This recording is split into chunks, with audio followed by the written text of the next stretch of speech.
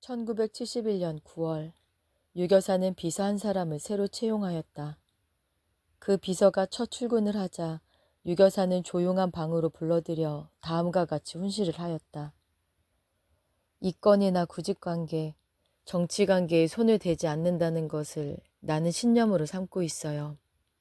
이런 뜻을 잘 이해하고 엄격하게 지켜줘야 해요. 이 말은 청와대에 있다고 해서 월권행위를 해선 안 된다는 뜻도 내포되어 있었다. 그리고 공사를 엄격하게 구별하는 준법 정신의 한계 안에서 일을 해달라고 당부하는 것도 잊지 않았다.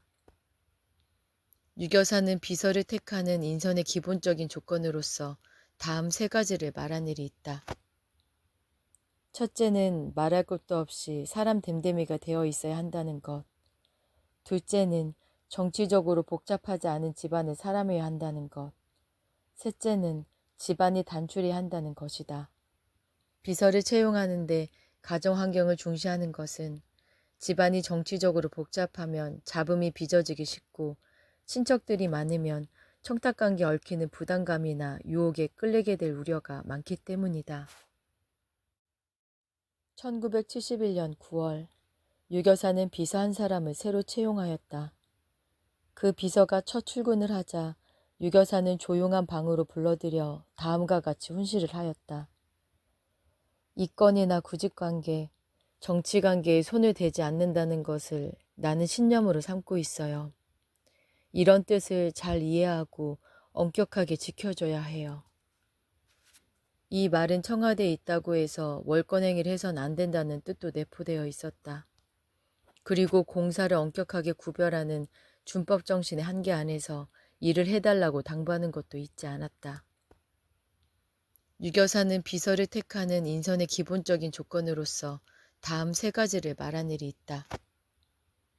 첫째는 말할 것도 없이 사람 됨됨이가 되어 있어야 한다는 것. 둘째는 정치적으로 복잡하지 않은 집안의 사람이어야 한다는 것. 셋째는 집안이 단출해야 한다는 것이다. 비서를 채용하는데 가정 환경을 중시하는 것은 집안이 정치적으로 복잡하면 잡음이 빚어지기 쉽고 친척들이 많으면 청탁관계 얽히는 부담감이나 유혹에 끌리게 될 우려가 많기 때문이다. 유교사는 남편의 지위에 대해 우월감이나 권위의식 같은 것을 가져본 일이 없었다. 한 사람의 순수한 아내로서 남편을 사랑하고 존경하며 남편이 충실하게 자기 임무를 다할 수 있도록 알뜰하게 뒷받이하려고 애를 썼으며 남편과 조화를 이룰 수 있는 아내가 되기 위하여 자기 수양을 다짐하였을 뿐이었다. 혁명이 일어나고 나서부터 유교사의 개인 비서로 일을 보기 시작한 조카 홍수자 씨에게 주는 용돈 역시 합승버스 값이 들락말락했다. 당시 그녀는 대학생으로 낮에는 학교에 다니고 돌아와서는 유교사 일을 도와드렸다. 유교사가 의장 공간으로 이사를 한 후 생활의 폭이 서서히 넓어지며 분방해져 혼자 손으로 감당하기가 힘에 겨웠기 때문이었다. 일반 버스 타고 다녀. 이모부가 최고의 의장이라 하여 너의 환경이 달라져서는 안 되지 않겠니? 용돈을 줄 때마다 유교사가 하는 말이었다.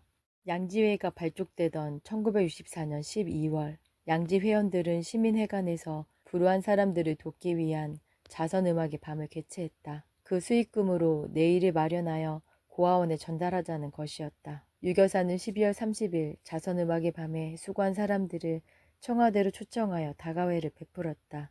이 옷 아름다워 보여요? 유교사는 자신의 옷을 가리키며 어느 장관 부인에게 물었다. 그럼요. 진정으로 장관 부인은 영부인의 옷이 아름답게 느껴졌던 것이다. 그러자 장관 부인 옆으로 다가선 유거사가 말했다. 만져보세요. 주위에는 다른 회원들이 미소를 띠며 그 광경을 지켜보고 있었다. 한 감에 얼마쯤 되어 보여요? 알아맞혀봐요. 누구에게나 그 옷감은 외국산 옷감 중에서도 각별한 것 같아 보였다. 글쎄요. 장관 부인이 머뭇거리자 유교사가 웃으며 말했다. 국산 옷감도 이만하면 쓸만하죠? 한 감에 5,000원 미만짜리예요. 색깔만 잘 고르면 어디에 입고 나가도 의젓해 보이겠지요? 이날 유교사는 수정반지에 대한 일화도 들려주었다. 그해 여름 제주도에 갔던 길에 선물 가게를 살펴보다가 수정이 마음에 들어 사서 꼈다. 가격은 3,000원. 그러자 유교사가 엄청난 보석 반지를 끼고 있다는 소문이 퍼지게 되었다. 유 여사는 이 이야기를 들려주면서 공적인 자리에 앉은 사람들의 처신이 그처럼 어렵다는 것을 일러주었다. 물론 이와 같은 화제는 따뜻하게 오가는 대화 속에서 스쳐가는 얘기처럼 자연스럽게 펼쳐졌다. 여사님은 이래라 저래라 시키는 일이 거의 없었어요. 언제나 슬쩍 스쳐가는 말씀으로 넌지시 일깨워 주시는 분이었어요. 그것도 대체로 멀리 돌려서 이편에서 얼굴 뜨거워지는 일이나 민망한 느낌을 가지는 일이 없도록 세심하게 배려하며 일러주시는 거예요. 그 후로 옷 이야기가 나오면 듣는 사람은 모두 자기 옷을 살펴보게 되고 반지 이야기가 나오면 자기 경우를 생각하게 되었지요. 어느 양지의 회원의 말이다. 1966년 2월 동남아 삼국을 순방할 때 일이다. 하루 종일 시찰이다 방문이다. 분망하게 서둘다 보면 앉아 쉴 겨를이 없었다. 노상 서 있게 되므로 다리가 아프고 발이 부어올랐다. 용무를 끝내고 대체로 밤늦게 숙소인 호텔로 돌아오면 찬물을 떠다가 발을 담그곤 했다.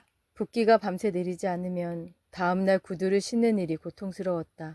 당시만 해도 우리나라에서 만드는 구두가 신축성이 약하고 딱딱하여 발이 약간 붓기만 해도 도저히 신을 수 없는 형편이었다. 그래서 비서가 유 여사에게 권했다. 사모님, 가게에 나가 편리한 구두 한 켤레 구해오면 어떨까요? 유 여사는 펄쩍 뛰다시피 거절하는 것이었다. 그게 무슨 소리예요? 내가 이곳에서 구두를 샀다고 소문이 나봐요. 나라체면이 어떻게 되죠? 다음날 유 여사는 끝내 아픈 발을 참으며 억지로 구두를 끼어 신고 일어섰다. 몹시 아픈 표정이었다. 그러나 호텔 문을 나서면 편한 구두를 신은 이상으로 꼿꼿하게 걸었다. 대통령 영부인으로서의 사명과 정신력이 아픔을 극복해 버리는 것 같았다. 그러나 저녁에 돌아오면 부은 다리와 발을 또 찬물에 담그지 않을 수 없었다.